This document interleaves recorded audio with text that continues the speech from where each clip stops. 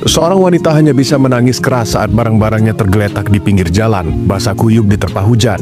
Ia diusir oleh pemilik rumah karena menunggak uang kontrakan. Di tengah derasnya hujan, ia menjerit-jerit, bukan sekedar karena barang-barangnya, tapi karena rasa malu dan tak berdaya. Sementara itu, pemilik rumah terus memakinya, menyebut bahwa ia memang pantas diusir. Akhirnya, Jania hanya bisa menangis dan lalu pergi.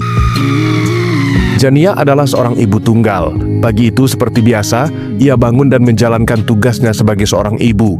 Ia memandikan putrinya sebelum berangkat ke sekolah. Saat itu, putrinya mengaku bahwa ia telah ditagih oleh guru untuk membayar uang makan siang sebesar $40. Karena disebutkan di depan kelas, Jania hanya bisa terdiam. Ia tahu betul putrinya pasti merasa malu. Di luar rumah, seorang tunawisma yang biasa meminta recehan sudah menunggunya. Hari itu Jania berkata bahwa ia tak punya uang. Tapi akhirnya Jania tetap tidak tega. Meski dalam kekurangan, ia tetap menyodorkan uang receh agar si pria bisa membeli sarapan. Saat itu juga, pemilik rumah muncul, mengingatkan dengan nada tinggi soal tunggakan kontrakan. Jania menjawab dengan tenang bahwa hari ini adalah hari gajian dan berjanji akan segera membayarnya.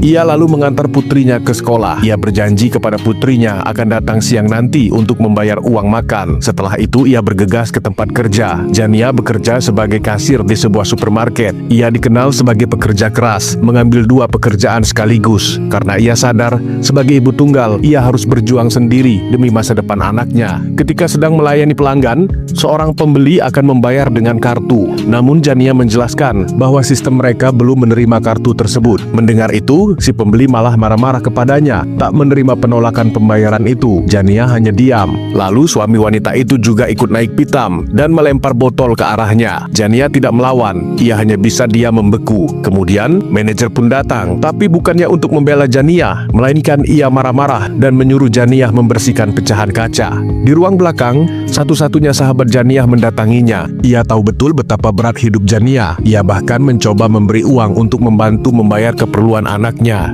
Tapi Jania, meski sedang terpuruk, bukan orang yang mudah menerima belas kasihan. Ia menolaknya dengan lembut. Tak lama, Jania menerima telepon dari sekolah. Mereka meminta agar ia segera membayar uang makan putrinya. Jania menjawab bahwa ia akan datang secepatnya. Namun, ada satu hal yang harus ia lakukan terlebih dahulu, meminta gaji ke manajer yang masih marah padanya. Manajer lalu datang dan kembali memarahinya, menyuruhnya kembali ke meja kasir. Di tengah tekanan itu, Jania memberanikan diri meminta izin untuk pergi ke sekolah anaknya. Dengan setengah hati, sang manajer memberinya waktu 30 menit. Ia juga meminta agar cek gajinya diberikan. Setelah sempat ditolak dengan nada tinggi, akhirnya Jania mendapatkan cek itu. Sebelum ke sekolah, Jania menuju bank untuk mencairkan ceknya.